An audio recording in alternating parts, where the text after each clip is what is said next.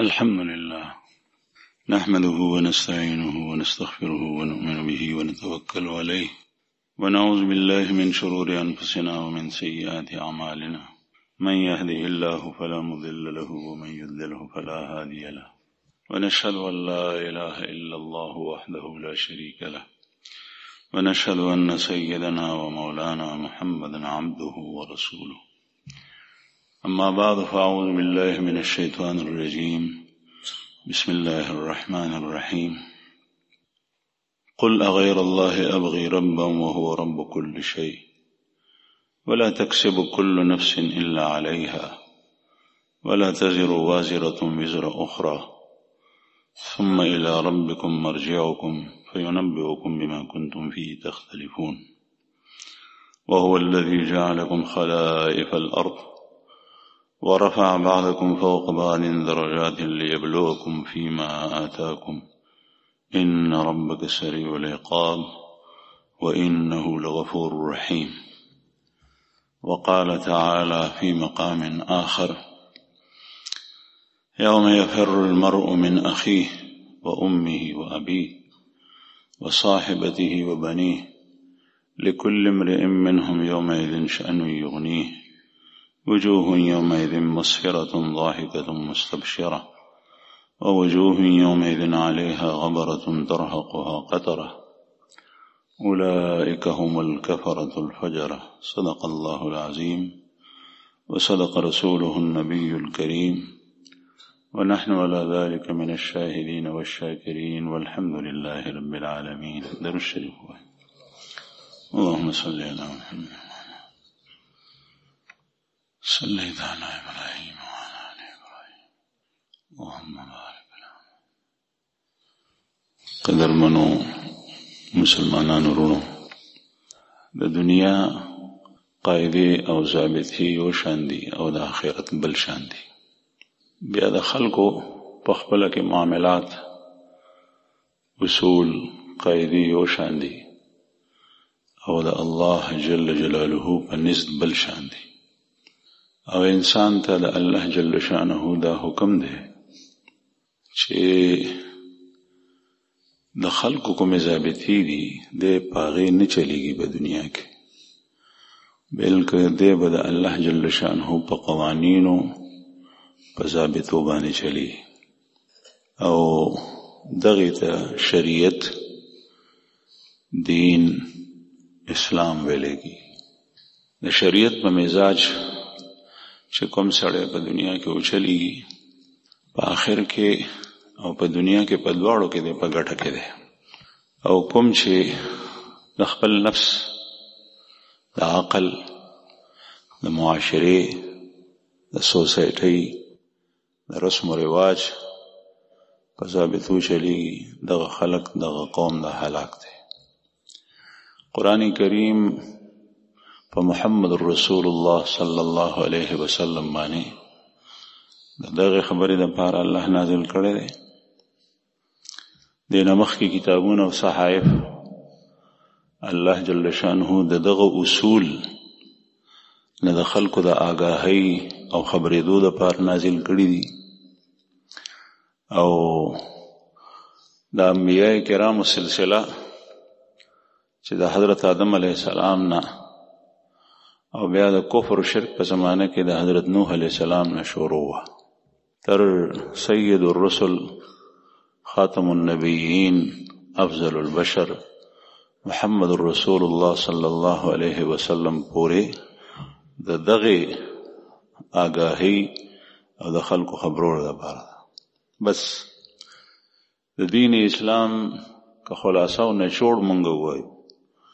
او د شریعت محمدیه هغه هم دغه دی چې کله د انسان خپل سوچ عقل نفس هم یو حکم تا ته وړاندې کوي داسې وکړه داسې وکړه داسې وکړه، دغه نفسانی خبرو ته ویل کېږي خواهشات. او عقل چې څه تا ته وایي دغه ته ویل کېږي فکریات، سوچ او فکر. داسې قومونه تیر شوي دي په دنیا کې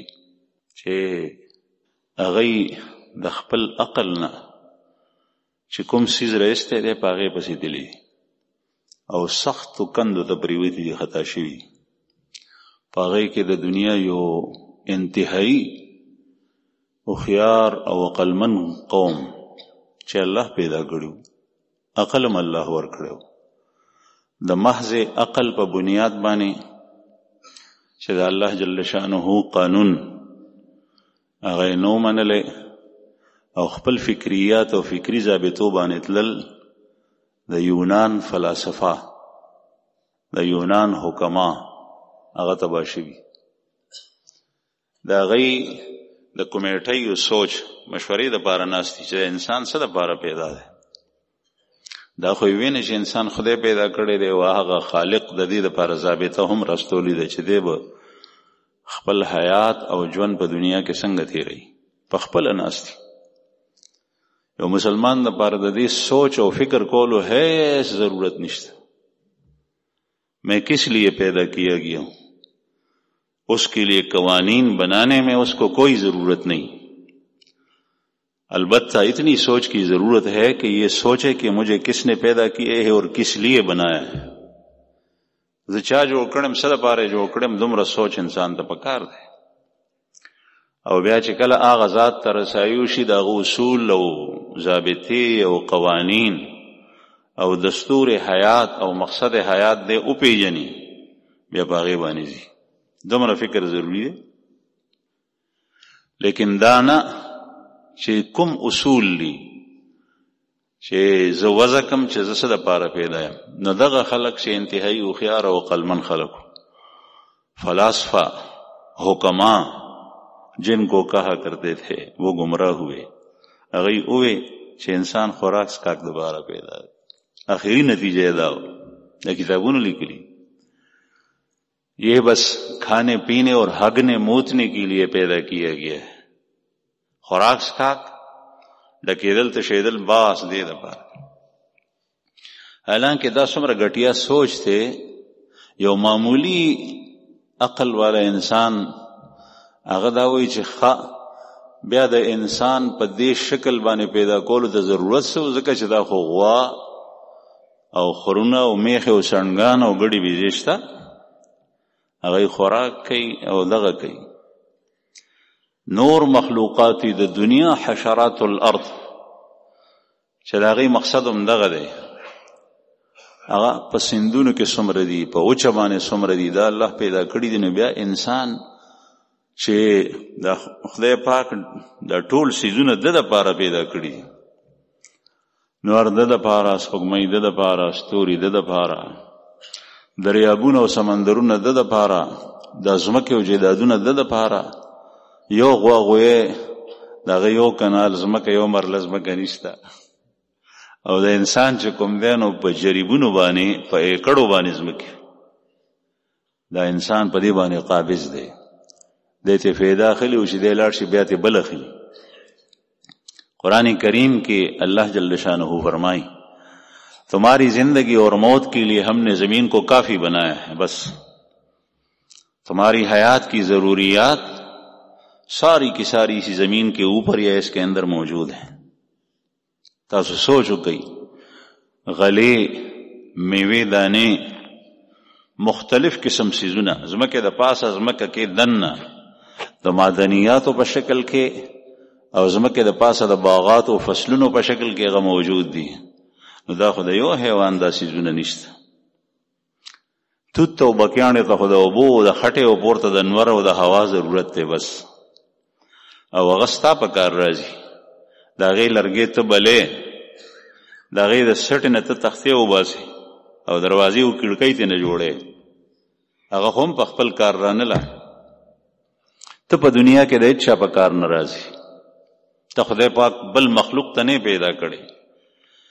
نو دومره خطا شوي دي په مقصد حیات پیژندو کې او کله چې انسان په هغه ضابطو باندې ځي چې کوم الله جل شأنه نازل کړي دا دی په خپل عقل په حواسو باندې دغه ضابطې جوړولی نشي تر څو پورې چې هغه ذات نی ویلي کوم ذات چې دا انسان جوړ کړی دی او هغه الله جل جلاله دی نو ما عرض کولو چې په دنیا کې خو انسان کله کله هغه داسې هیر کړي او هغه ځان ته قوانین جوړ کړي یا هغه د خدای د قانون مطابق وي یا نه وي، لیکن په آخرت کې صرف او صرف د الله جل شانه ضابطه به چلیږي، هغه به بیا په زور چلیږي. دلته په اختیار کې، دلته یو سړي ته دا اختیار هغه استعمالولی شي چې دی مؤمن دی او که کافر دی، فاسق فاجر دی او که دی صالح دی نیک دی، د اختیار استعمالولی شي. یو سړی د الله جل شانه احکام او پیژني په هغې باندې ځي، او بل کس د خدای د حکم خلاف ورزي کوي. یو کس د الله جل شانه په اطاعت کې لګیا دی، بل د الله جل شانه په نافرمانی کې لګیا دی. یو شی حلال او تلاش کوي او د حلالو نه علاوه حرام او ته د لاس نه اوږدېږي، او بل کس داسې دی چې هغه حرام او تلاش کوي، حلال حرامو کې تمیز نه کوي. د اختیار شته. په دنیا کې په کور کې قاتل یو سړی وي، هغه ناحقه یو کس ووجني او بیا د هغه په ټس کې بل کس وجلی کېږي، په بل کس به وج راشي. لیکن د الله جل شانه ضابطې بیا په آخرت کې چې کومې دي د مرګ نه پس فور نه شروع شي، په هغې کې د انسان ذره برابر اختیار نشته، ځکه چې په هغې کې هغه فایده نه کوي. هلته نتایج شروع شي چې صحیح کړي دي هغه ټول راوسپړدی شي. د قبر نه بیا په حشر کې په تله د میزان څخه د الله جل شانه په وړاندې په پل صراط باندې که د چا خوښی که نی. قرآن کریم کې الله جل شانه فرمایي ویوخذ بالنواسی والاقدام، جهنمیان به بیا د خپونه او د سر د پلوکینه سړونه، د سر د ویښتونه د تندي او د خپونه به نیوی شي جهنم ته پړ مخ غورځولی شي. د چا زړه غواړي چې هغه دې اورته لاړ شي. خو دنیا کې الله جل شانه وخت په وخت لکه څنګه چې چاته بیا دروازه ټکې ټکې، دا دومره بېحسه انساني چې دی هغه کس ته ور نه خلاصوي، او هغه ورته ویم چې زه فلان کې یم، اواز یم پیژني، پلار دیم، دی وایي چې نه خلاصوي. دغسې الله جل شانه وخت په وخت انبیاء کرام راغلي دي، رسول الله صلی الله علیه وسلم راغلی. د دې قرآن کریم حفاظت په دې جماعتونو کې زموږ په کورونو کې پروت دی، دا الله جل جلاله کوي. د دې انسانانو د طرف نه یو کمیټي داسې تشکیل نه، دا خدایي نظام دی چې په یو کور کې د یو پلار 15 بچي، د هغې پلار په ذهن کې خدای واچوي چې په دې بچو باندې حفظ وکړه، او هغه بچي په پلار په هغې باندې حفظ وکړي، دا حافظانو په سینه کې پروت وي، کاغذ نه یې څوک لرې کړي، د سینو نه یې نشي ایستي. البته په دې باندې عمل کول، په عمل کې دا هېرېدی شي او د انسان نه به تپوس کړي. باقي دا د خدای تکویني نظام دی. یو عالم چې عالم جوړېږي کله کله هغه د سره پوی نه وي چې د چا مخکې کړی، خدایي تشکیل دی، د چا قسمت کې وي هغه خدای نصیب کړي هغه مخکې کړي. حفظ د قرآن دپاره یو کس مخکې شي. دغه خو وجه ده چې رسول الله صلی الله علیه وسلم فرمایي د ټولو نه لویه ګناه هغه ده چې یو سړی قرآن پاک یاد کړي او بیا یې هېر کړي. دې ته د انسان سوچ نه ځي چې دا څنګه. بعض حضرات محدثین وی چې د دې مطلب دا دی چې په هېرولو د یو څیز کې، یعنی چې کومه ګناه ده نو هغه قرآن پاک په هېرولو کې ده. بعضې تعویل دا کړی، لیکن زه ویم چې الله جل شانو د ده تشکیل کړی و چې دی د کتاب الله صندوق جوړ شي، حفاظت وکړي، او دی بیا قرآن حفظ کو په سینه کې ورته رب تعالی واچولو، د هغې نه پس د هیر کو، نو د الله جل شانه په نږدې چې د ده تشکیل له کوم مقصد دپاره شوی هغې ته علت ورکړل، یعوذ بالله، هغې ټوکره وکړو. عرض مې دا کولو زما عزتمندو چې بیا په آخرت کې قانون دا دی چې په دغه ورځ باندې به لا تزر وازرة وزر اخرى، یو نفس هغه به د بل بوج نشي اوچتولی چې د سره پیټ سپک کم. په دنیا کې دا کولی شي. یو ضعیف دی، بوډا دی، کمزوری دی، او داغه په اوږو باندې پیټه پروت دی، هغه ته لاندې ټیټ روان دی، نیشي وړی. ستا پې ترس رالو، ته ورته وایې چې بابا دا پیټه ما ته راکړه چې زه یې درسره یوسم، د کور دروازې پورې ته یوسې، کور ورکې ورسره وغورځې. ښه دې وکړل، دا رحم دی. الله جل شانه پې تا ته اجر درکړي. پیټه د هغو یوړو ته دنیا کې داسې کیدی شي، او داسې هم کیدی شي چې کله یو انسان جرم کړی او هغه مجرم دی، د جرم نه خلاص کی، فدیه ورکي، رشوت ورکي، او داسې کول ګناه. غلا کړی ده، په هغه باندې شرعاً د لاس پرې کولو حکم جاری شو یا جاری کیږي،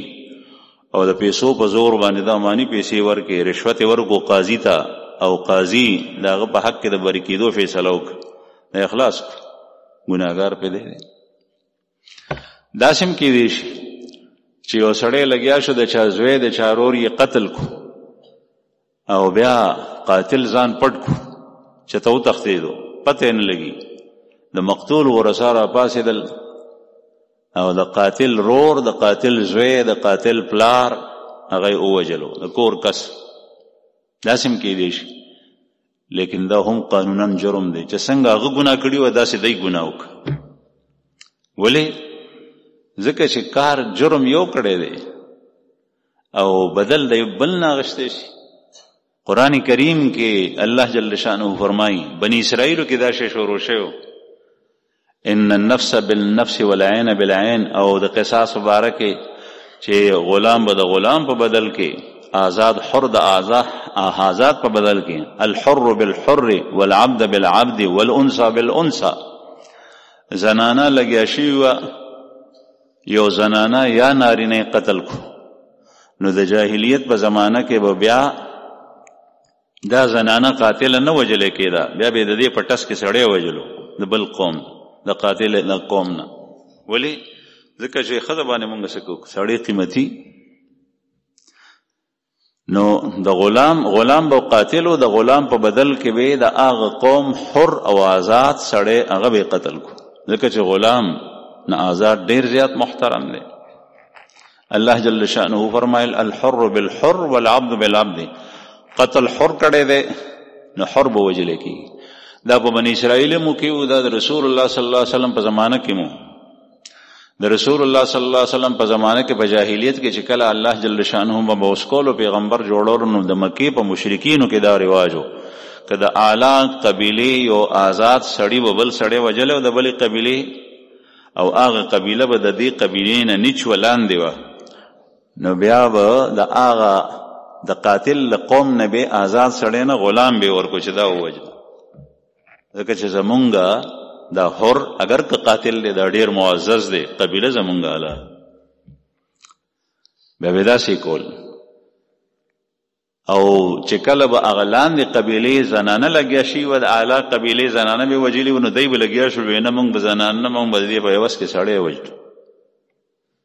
الله جل شانه حکم نازل کو چې نه، الحر بالحر والعبد بالعبد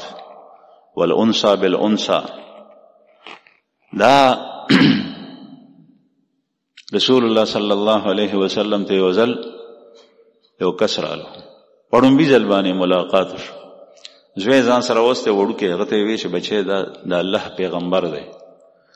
مسلمانو، لیکن رسول الله صلی الله علیه وسلم زیارت نو شوی. ډیر خلک داسې و چې هغه به د بل په دعوت سره مسلمانان شو. د صدیق اکبر په دعوت سره حضرت عثمان ذوالنورین عبدالرحمن ابن عوف رضی الله عنهما مسلمانان شي. دعوت ابوبکر صدیق سے ورکړی دی، او عثمان ابن عفان ذوالنورین عبدالرحمن ابن عوف دا مسلمانان شوي او سابقین اولین کې دي. او حضرت عمر رضی الله عنه د خور په دعوت سره اسلام ته راغب شوی دی، خور یې ووهله، ویټه کوله، سزا یې ورته ورکړه. بیا په آخر کې چې کوم دی نو هغه ناوړې ده، دی وایي چې ما ته دا خور څنګه نیغه شو. بهرحال رسول الله صلی الله علیه وسلم څخه کس رالو، ورسره زوی و. رسول الله صلی الله علیه وسلم تپوس وکړو چې دا څوک دی؟ وی یا رسول الله دا مې زوی دی، ته پې ګواه شه. هغه زمانه کې ډېرې عجیبه ناشنا کړتې پړتې خبرې وي. کله به یو زوی د سړي او بیا به په معاشره کې هغه به تنه بالکل جدا بشو، یا به چې کله هغه مړ شو بیا به دعوه بل چا وکړه. رسول الله صلی الله علیه وسلم ورته وفرمایل چې خو لا تجني علیه ولا یجني علیک، نه به ته د ده په سر جرم کې او نه به دی ستا په سر جرم کوي. تجني جنایت نه دی، جنایت ویلی کېږي جرم ته. ته د ده په سر جرم وکړې، ته سړی ووجنې او ته وایې چې زه به ډډې ته شم، زوی به مې راکاږي دا لانجې، بیا ستا په ټس کې ستا زوی لاړ شي نو نه. او نه به دی ستا په سر جرم کوي چې دی وایي چې پلار مې شته دی هغه به یې راکاږي، جرم زوی وکړي. دلته زمونږ په دې وطن کې دا کېږي.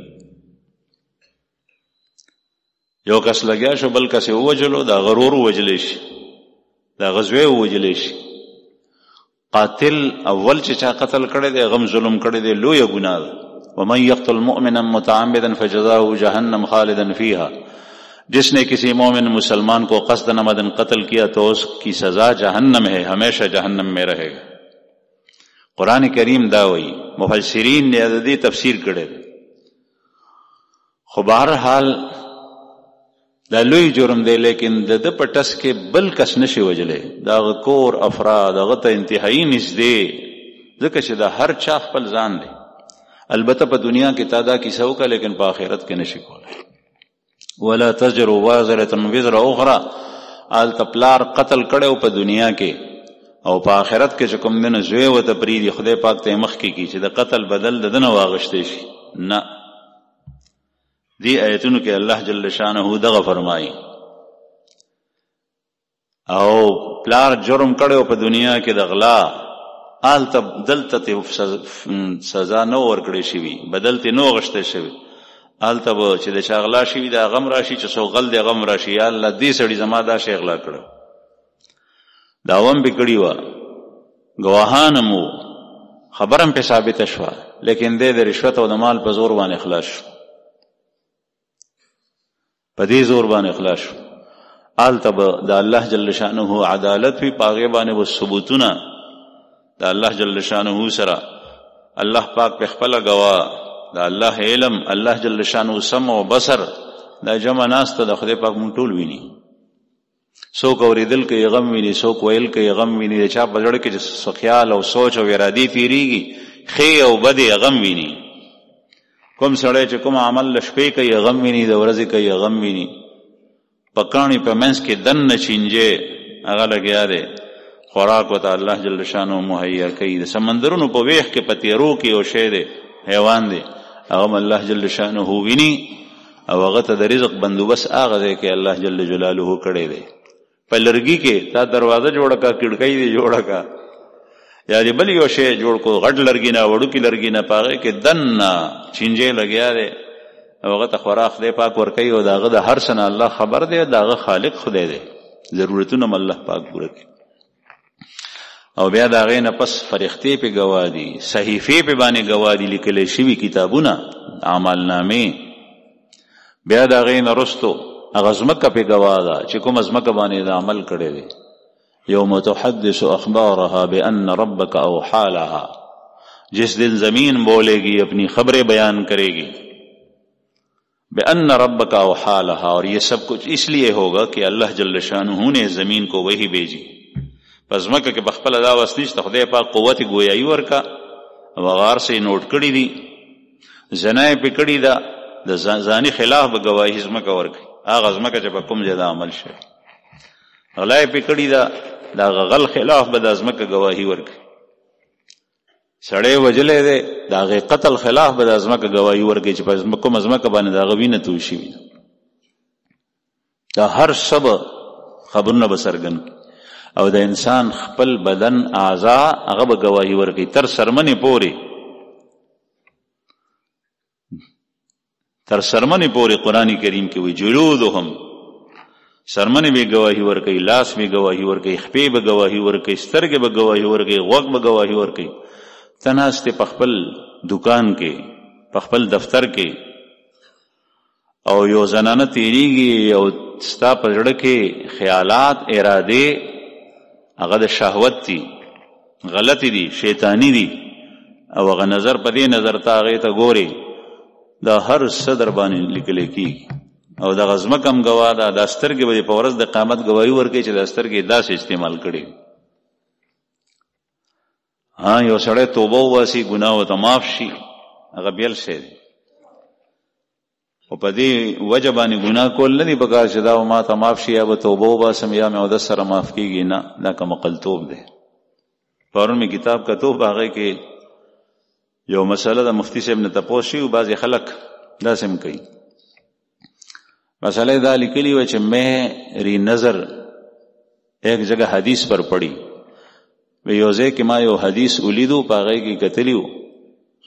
چې سړی نارینه د خپلې بیبي سره د حالت حیض کې یوځای شي نو هغه دې نیم دینار ورکړي، او چې کله ابتدا حیض کې ورسره یوځای شي نو پوره دینار دی ورکړي. نو زه اوس داسې کوم چې زه دغه عمل کوم او یو دینار ورکم. دا ټیک ته که نه؟ مفتی صاحب نه تپوس کوي. مفتی صاحب ورته وایي چې نه، دا خو تا حدیث لیدلی دی لیکن په مسله د ځان نه دی پوه کړی دی. مطلب دا دی چې دا جرم تا وکړو، تا نه په جذباتو کې او په ستا باندې ستا شهوت غالب شو، ناپوه شوی، نفس دوکه کې، شیطان دوکه کې، دا کار حرامو، لیکن تا د دې حرامو ارتکاب وکړو. قرآن کریم کې الله پاک فرمایي وَيَسْأَلُونَكَ عَنِ الْمَحِيضِ قُلْ هُوَ أَذًى فَاعْتَزِلُوا النِّسَاءَ فِي الْمَحِيضِ وَلَا تَقْرَبُوهُنَّ حَتَّى يَطْهُرْنَ. تانا دا خلق دا حالت حیض باره کې پختنه کوي. قُلْ هُوَ أَذًى، تو وایه چې دا نجس دے.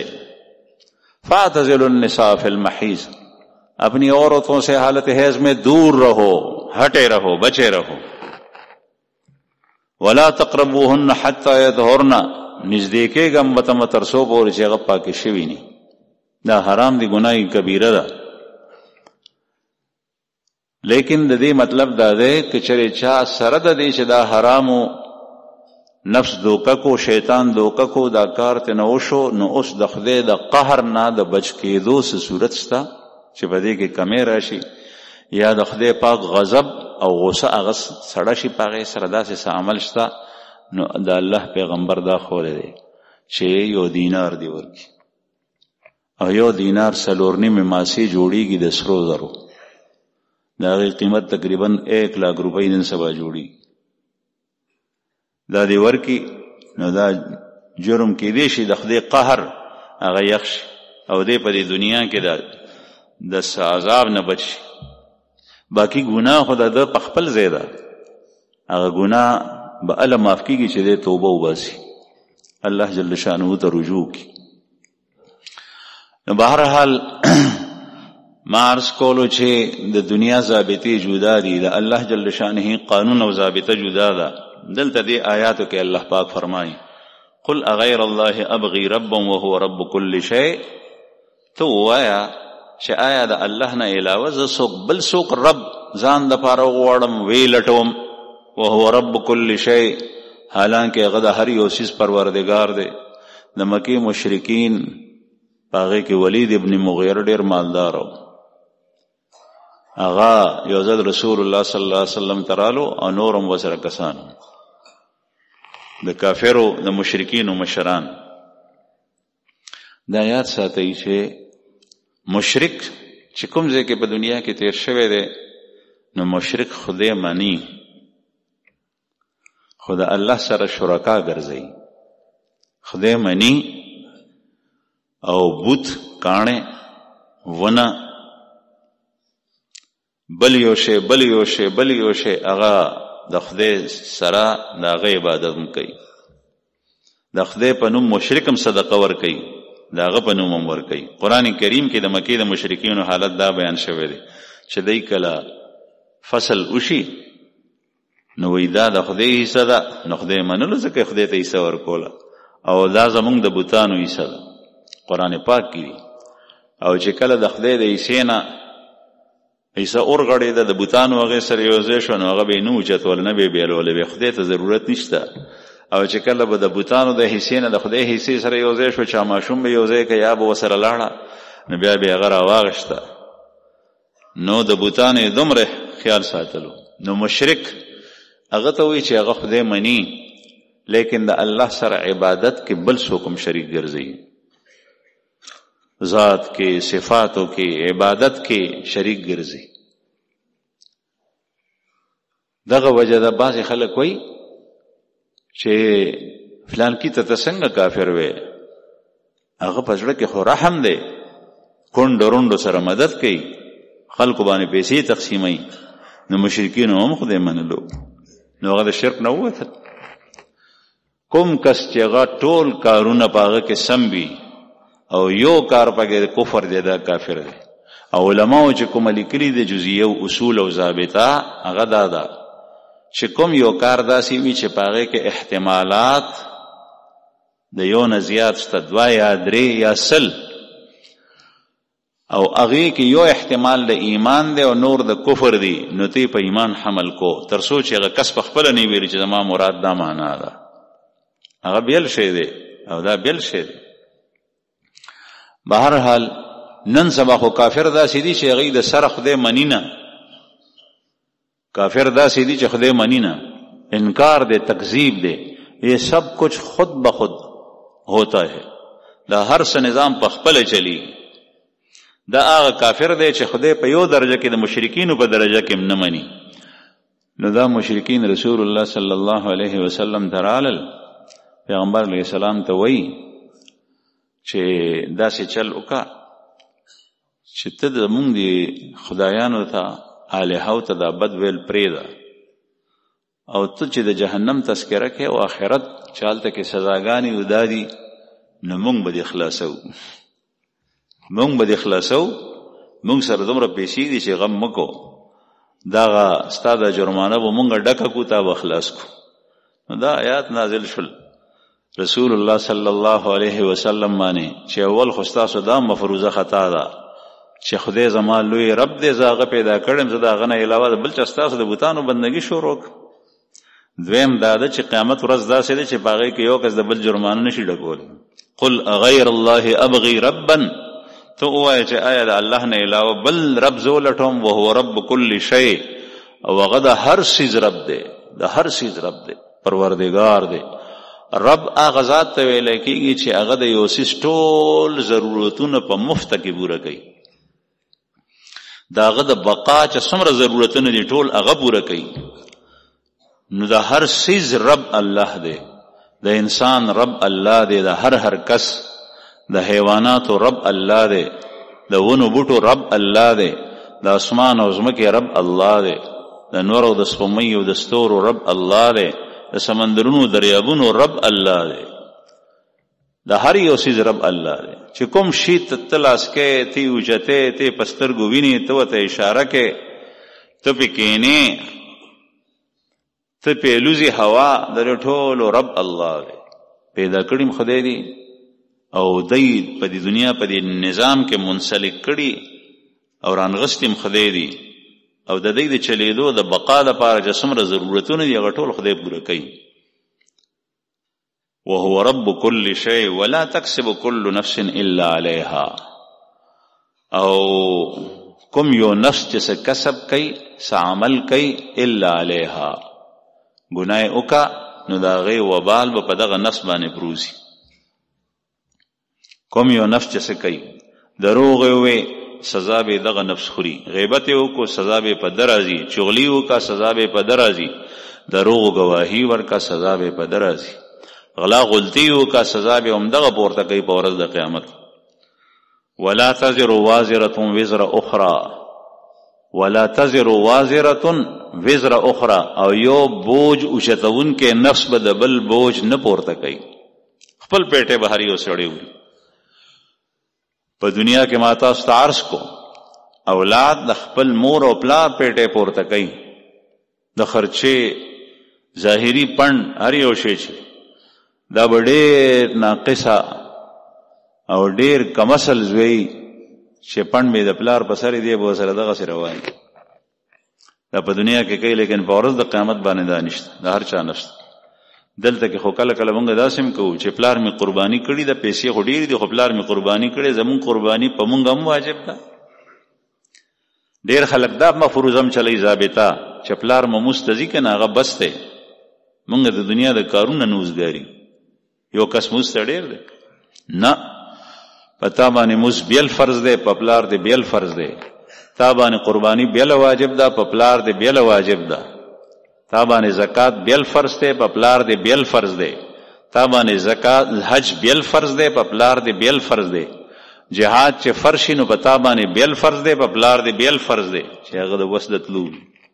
د هر چا خپل ځان ته عمل دی رسول الله صلی الله علیه وسلم یو ځل مبارک او فرمایل د خپل قبیله او د خاندان افراد ته تر دې پوري چې خپل ترور بیبي د پلار خوري وا هغه ته خپل لور بیبي فاطمه رضی الله عنها د لور واغې ته فرمایل او دا په ډېر ګرانه وې ځکه ترورم په ګرانه او لورم په ګرانه چې مانه په دنیا کې څه غواړي نو هغه غواړي او باقي په آخرت کې زستا څه نشم کولی یوم لا تزر وازره وزر اخرى دی کافر او مشرکین وبوي چې مونږ پیټه په بل تور کو الته وسوک ګورل کسنګ چې دلته کې پر ریلوے سټیشن کې کولی وی او یا یو پانډي وی په منډای کې پغه د پند پسر کې الته مونږ هم شاته ورکو دان نه الته کې په دې شکل نشه خلاصې د هر یو کس د ګناه پیټه بداغه په سر باندې او دې به اوچتي یو ځل عبد الله ابن عمر سے دا حدیث بیان کو ان المیت ليعذب ببكاء اهله عليه ان المیت ليعذب ببكاء اهله عليه چې مړی ته عذاب ورکول کېږي چې خلق د خاندان په د باندې ویر پې کوي جړه پې کوي هغه ته عذاب ورکول کېږي ام المؤمنین حضرت عائشہ رضی الله عنها نه چاته پوښتنه کو چې ام المؤمنین مور بیبی عبداللہ ابن عمر سے صحابی دا حدیث بیانی نو ام المؤمنین رضی اللہ عنہا و تو فرمائل چې تاسو ماته د داسې سړي تذکره وکړه چې هغه چېرته په عمر کې دروغ نه دی ویلي او د هغه په ثقاحت کې او د هغه په عدالت کې هیڅ شک هم نشته لیکن انسان ته خطا شته دی هیر شته کیدای شي چې هیر شوي وي او بیا وایي د قرآن پاک دا آیت ورته وایي ولا تزر وازرة وزر اخرى په قیامت کې به یو نفس د بل بوج نه اوچتوي نو جاړي دي ورپسې پسمانده او عذاب به مړي ته څنګه ورکولی کی دا عمل د ده دی د هغه نه دی دغه وجه د علماو لیکلي دي که چېرې یو ماشوم حرامي پیدا شي ولد الزنا په دې کې د دې ماشوم قصور نشته دی په خپل ایمان عمل صالح او اخلاص للهیت او خنیت سره جنت ته تللی شي دا ولد الزنا دی لیکن دی جنت ته تللی شي ها د ده عمل نه که بد عمل یې وکړه بیا شي البته د ده مور او پلار به په دې قصور باندې نیوی شي ولې ځکه چې په دې بد عملۍ کې خو د ده هېڅ قصور نشته دی خو د یو ساس کې نه جوړ کړی الله جل شانه دی او د دې سکاس کې بې محل او بې موضع پرېوتل دا د ښځې او سړي کړي دي په دې به هغوی نیوی شي الله جل شانه به هغوی ته سزا ورکړي لا تزر وازرة وزر اخرى نو ام المؤمنین دغه وفرمایل چې اهل عیال جاړي نو مړي ته به سزا نه ورکولی کی البته که تاسو وایي چې بیا د عبدالله ابن عمر صاحب حدیث او حدیث خود رسول الله صلی الله علیه وسلم د الله رسول نه اوریدلی دي او دا احادیث چې کوم عبدالله ابن عمر صاحب بیانوي بخاري شریف ته کلاو کوم په هغې کې په لسګونو احادیث دي د دې څه مطلب شو نو دغه وجه ده چې نن سبا د چا امام ته د تقلید ضرورت دی که تقلید نه کې نو بیا به هغه مثال لکه مخکې چې څنګه تېره شو ما تاسو ته وایي چې یو سړی په ماهوارۍ کې د ښځې سره کوروالی کوي او بس دغه عمل یې جوړ کړی دی او دینار وی ورکو په حدیث باندې عمل کوم حالانکه دې مسکین ته دا پته نشته چې دې مطلب څه دی دغسې ډېر خلک هغه ګمراه شول په حدیث باندې د عمل کولو په لړ کې ګمراه شول ولې ځکه چې حدیث باندې مقصد د رسول الله صلی الله علیه وسلم دې مسکین دې بیچاره پیژندلی نه دی او داسې کس باندې په داسې کس پسې روان نه دی چې کوم پوهېږي بخاري شریف کې حدیث دی چې په قبر کې عذاب شته فرښتې به مړي ته راشي چې کوم مجرم وي هغه ته به سزا ورکوي ګروز به لاس کي په هغې باندې به وهي دا به د اوسپنې د وهلو آله وه په جنګونو کې به استعمالېده او چې څنګه ګزار ورکوي نو دا فرښتې به ورته وایي لا دریت ولا تلیت، لا دریت ولا تلیت، نہ تو خود سمجھا قرآن حدیث کو. قرآن حدیث کا پڑھنا مراد نہیں ہے، قرآن حدیث کے معنی سمجھنا مراد نہیں ہے. قرآن کریم اور احادیث میں اللہ اور اللہ کے رسول کی مراد کو جاننا یہ مراد ہے. پیجندل دیتا ہوئی، علم دیتا ہوئی، دانستن دیتا ہوئی. نہ تو خود سمجھا، لا دریتا، تا پخپلم د قرآن پاک او د حدیث نه مسائل استنباط نشو کوله، ولا تلیتا، او نه ته په بل چا پسې لاړې. ولا تلیتا بخاری شریف کې حدیث دی، نه په بل چا پسې لاړې، پخپله نه پوهېدن چا نه به یې تپوس کړو چې حدیث مطلب دی. نو چې کله انسان داسې جوړ شي نو بیا بهرحال حدیث شته، دا ام المؤمنین فرمایل، لیکن د حدیث مطلب شته دی، هغه دا دی محدثین حضرات وایي چې کله یو مړی د هغه په چم ګاونډ کې، د هغه په کلي کې، د هغه په خاندان کې زنانه په مړي باندې ویر کوي، سر ویښته شو کوي، ګریوان شلی، سینه ټکوي، مخ ته څپېړې ورکوي، چغې وباسي، او دا سړی پوه یو چې دا څیزونه دا زموږ په زنانو کې دا عمل شته، او دې سړي په ټول عمر کې دا زنانه د دې نه منې نه کوي، او نه په آخر کې دا وصیت وکړو چې ګوره په ما باندې ویرو نه کوي، دا عمل حرام دی، دا یو نه وي، چپ پې پاتې شو، دا شی لیدو، دې سړي ته به سزا ورکولی کی، او دا د ترک د نهي عن المنکر په بنیاد به سزا ورکولی کېږي. ستا په کور کې یو منکر کار کېدو او تا د هغې په باره کې خپلو زنانو ته ولې نه وي، یا د هغه کس په باره کې دی چې جاهلیت په زمانه کې او بیا یو د قبیلې د قوم سردار مړ کېدو، نو چې کله به یې زن کده نو د هغې نه مخکې بیا وصیت وکړو چې ګورې لاړم ده نو خو ښه به راباندې جړا کوئ، نو دا به هغه ته سزا ورکولی کېږي. ان المیت لیعذب ببکای اهله علیه، هغې ته به هم ورکولی کېږي د جړا، او ده ته به ورکولی کېږي په منکر باندې د امر کولو یا منکر نه د نه منې کولو. هغه کس چې هغه د کور زنانه منې کړې وي او په ژوند به یې منې کولې چې دا حرام دي، داسې مه کوئ، سره د هغې منې نه شوې، ده ته به سزا نه ورکولی کېږي. دا ام المؤمنین رضی الله عنها چې کوم محمل باندې حدیث حمل کړی دی هغه دا دی. په حدیث باندې عمل کول داسې اسانه خبره نه ده، د احکامو والا حدیث باندې هغې ته د لوی علم ضرورت دی، د فقه نه واقفیت، د احکامو نه واقفیت، د قرآن کریم نه واقفیت، د رسول الله صلی الله علیه وسلم د احادیثو ټولو نه واقفیت، یو حدیث هم دی بل حدیث هم دی. بهرحال الله پاک فرمایي ولا تزر وازرة وزر اخرى، یو بوج اوچتونکې به د بل بوج نشي اوچتولی. ثم الی ربکم مرجعکم، بیا ستاسو پروردګار طرف ته ستاسو واپس کېدل دي. فینبئکم بما کنتم فیه تختلفون، بیا به الله جل شانه تاسو ته خبر درکوي بما کنتم فیه تختلفون، د هغه عمل په باره کې چې کوم تاسو اختلاف کولو. هغه اختلاف څه دی؟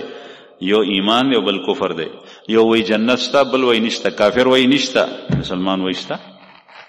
کافر وی دوزخ نشته مسلمان وی دوزخ شته، کافر وی چې حساب کتاب نشته مسلمان وی حساب کتاب شته، حق دی. کافر وی خدای نشته مسلمان وی خدای شته،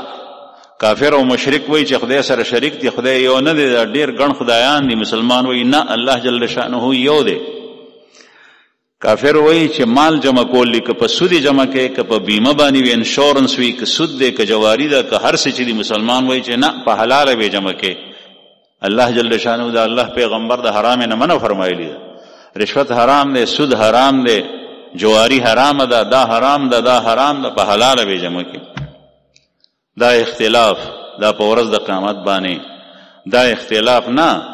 چې امام شافعي رحمه الله وی لاس به دې ځای پورې اوچته او امام صاحب وی لاس به دې ځای پورې. د دې اختلاف باره کې تپوس نه کېږي. د دې اختلاف باره کې فرمایي چې اختلاف امتی رحمه، میری امت کا یہ اختلاف رحمت کا باعث. دا الله رسول د غزوه خندق په موقع چې څنګه کور ته ننوتو، جنگ ختم شو، نو جبرئیل علیه السلام رالو، دروازې وټکول، انسانی شکل کې رالو.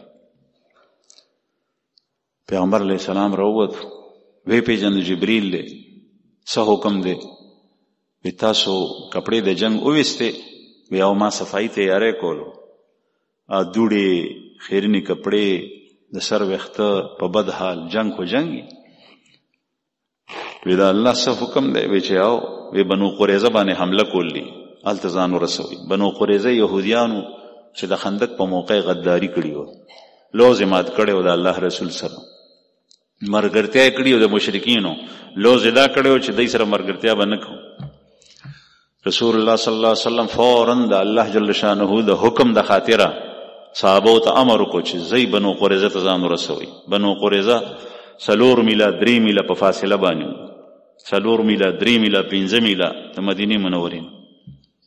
دغه طرف ته. نن سبا چې کوم ځای کې مسجد میقات ته ذوالحلیفه دغه خواوشه علاقه دلته یهود پاتې کوي. نو صحابه چې څنګه روان شول نو وته یو فرمایل پیغمبر علیه السلام چې لا تصلين الا في العصر الا في بني قريظه، نمازیګر موږ ګورې بنو قریظه ته ورسوي. اوس د حدیث مبارک مراد پیجندل پکار دي. د دې مطلب نانو چې نن د مازیګر د موز وخت هغه بدل شوی دی، هغه ماقام شوی دی، بلکې مطلب دا و چې زر ځان ورسوي، زر ځان ورسوي. صحابه روان شو. نو جنگ ته چې سړی ځي خو ځان سره د جنگ وسله بیا رش په لاره کې درچکو. بعضې صحابه هلته ورسېدل، هغوی موز هلته وکړو. بعضې صحابه لاره کې پاتې شول، نور پرېوتو. د مازدیګر موس ختمېدو، دې ځای کې صحابه ووایي چې موس کوو، نور ورته ووایي چې نه، د الله رسول فرمایلي بنو قریظه ته ځو، هلته موږ ورسوي. په دې باندې اختلاف شو. نو یو ډلې په لاره کې موږ وکړو، نه د الله رسول مطلب دا نو، بلکې مطلب یې دا و چې تاسو زر لاړ شئ. دا مطلب یې نو چې موږ قضا کوي. هغه بلې وایي چې نه موږ ته د الله رسول دا ویلي دي، هلته به ځو. نو لاړل. چې کله رسول الله صلی الله علیه وسلم سره دا دواړه یو ځای شول، دواړو خپل خپل داستان او کارګزاري وویل چې یا رسول الله دغسې چلو شو. پیغمبر علیه الصلاة والسلام د دواړو تصویب وفرمایلو تاسو هم ټیک کړي، تاسو هم ټیک کړي. دې ته ویل کېږي اختلاف د امت د رحمت دی. دې باره کې نه سزا شته او نه په ورځ د قیامت تپوس شته. دې نه هغه مراد دی چې د الله جل شانه په واضحو نصوصو کې خلاف ورزي کېده. په سود کې خو د چا شک نشته، په دې کې اختلاف کوي، وایي چې دا سود خو یاره په کار دی چې روا وي، جایز. الله جل شانه دې مونږ په دین باندې پوه کړي او الله جل شانه دې مونږ ته زمونږ چې څه شوي دي هغه راته معاف کړي، آینده دې صحیح قدم اوچتولو توفیق راکړي. واخر دعوانا